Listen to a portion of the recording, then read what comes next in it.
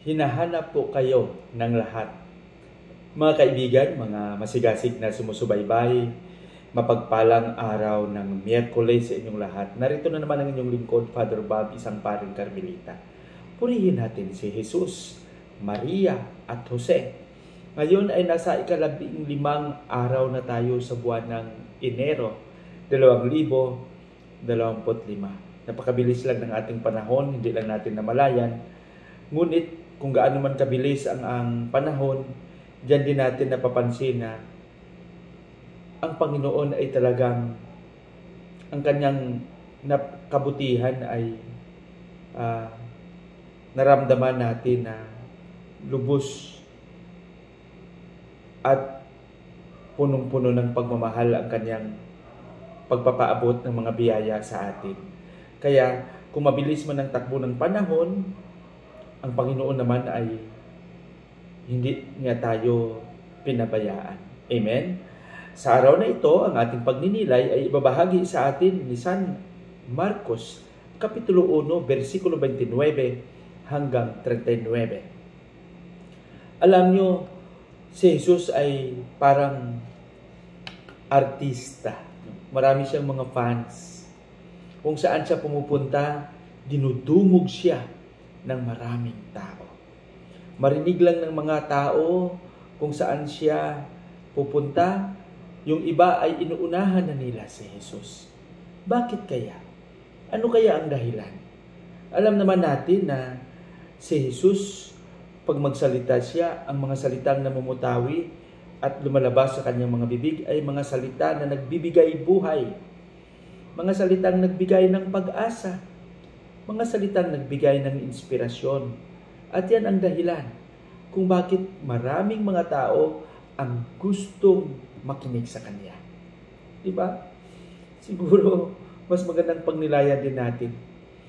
Kung tayo ba magsalita, ramdam rin ba natin na yung mga tao ay nagkaroon ng interes na makinig sa atin? Diba? Napakaganda. Lalong-lalo na kung ang mga salitang binibitawan natin palagi ay yung mga kwento ng kabutihan, kwento ng karanasan na nagdulot ng tagumpay. Diba? At dahil doon, hindi maiwasan na yung mga nakikinig kay Jesus ay hindi lang yung mga taong gustong makinig sa Kanya. Yung mga sumusunod sa Kanya ay hindi lang yung mga taong gustong makita siya. Kundi may mga tao ring gustong magpagaling. Kaya pinagaling ni Jesus ang lahat ng mga may sakit na naroon.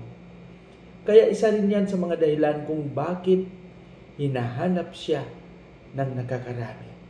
Alam naman natin na hindi lang, gaya ng sinabi ko, yung mga taong gustong makita siya, gustong makinig, kundi may mga taong dahilan ay gustong magpagaling. Kahit alam ng Panginoon na pagkatapos nilang gumaling, ay wala na rin silang pakialam, di ba? Pato-pato sa langit, minsan sa ating buhay, yun din yung ating mga nararanasan, di ba? Pag mahingin tayo sa Panginoon, magsisimba tayo, no? Kahit malayo yung simbahan, dahil may panata tayo. At kung matanggap na natin yung mga hinihingi natin, minsan nakalimutan na natin magsimba muli, pasalamat sa Panginoon. Babalik lang tayo sa pagsimba kung may hihingiin naman tayo.